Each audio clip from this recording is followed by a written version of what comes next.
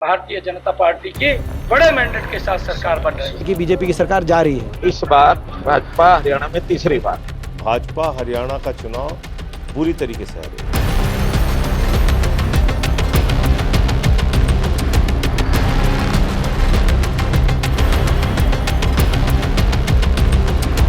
हरियाणा के चुनावी कुरुक्षेत्र में सियासी सूरमा जमकर गरज रहे, अपनी अपनी जीत के अभी से दावे कर रहे, लेकिन सबसे बड़ी हुंकार 14 सितंबर को सुनाई देने वाली है।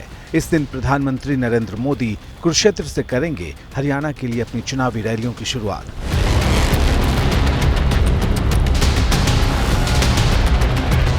प्रधानमंत्री मोदी बीजेपी को सत्ता से बाहर करने की कस्में खा रही कांग्रेस को पार्टी की ताकत दिखाएंगे।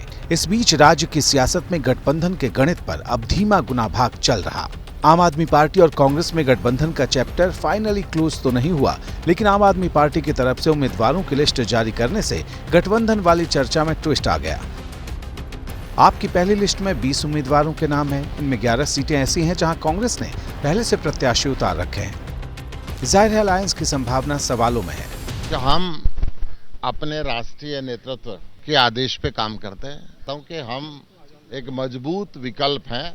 आम आदमी पार्टी 90 सीटों के ऊपर अपना चुनाव लड़ेगी और पूरी ताकत के साथ चुनाव लड़ेगी। नामांकन की तारीख 12 सितंबर तक की है। ऐसे में उम्मीदवारों के नाम की घोषणा को लेकर कम वक्त बचा है।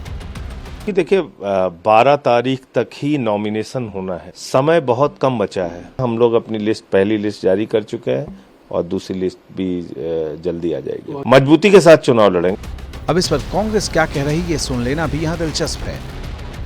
बातचीत चल रही है, लेकिन क्या होता है, राजनीतिक दल अपने अपने हित में अपने कदम आगे बढ़ाते हैं। कांग्रेस ने अब तक 90 में से 41 सीटों पर उम्मीदवारों के नाम का ऐलान कर दिया है। कांग्रेस उम्मीदवारों में रेसलर विनेश फोगाट सबसे ज्यादा चर्चा में है। राजनीति के अखाड़े में भले ही विनेश नहीं हो, लेकिन सियासी दंगल के दांव पेच तेजी से सीख रही। कुश्ती से जुड़े विवाद और बृजभूषण शरण सिंह पर लगाए गए आरोपों को लेकर वो अब भी मुखर हैं। धारणा बदलने की एक लड़ाई है ना सर, यही तो बदलने के लिए आ रहे हैं। वो लड़ाई हमने छोड़ी नहीं, उस लड़ाई में हमने हार नहीं मानी है। हमने लड़ी है, लड़ रहे हैं और मरते दम तक लड़ेंगे। जब तक ये लड़ाई खत्म नहीं होगी ना, तब तक तो हम नहीं। सियासत में उतरने के बाद विनेश क्या कह रही, ये बात यूपी तक सुनी जा रही। विनेश ने बृजभूषण शरण सिंह पर निशाना साधा तो बृजभूषण ने यूपी के कैसरगंज से पलटवार किया। और इन्होंने जिस तरीके से खेल के साथ खिलवाड़ किया है, वहाँ का जो खिलाड़ी वर्ग है वो इनको नायक नहीं समझता है, इनको खलनायक समझता है।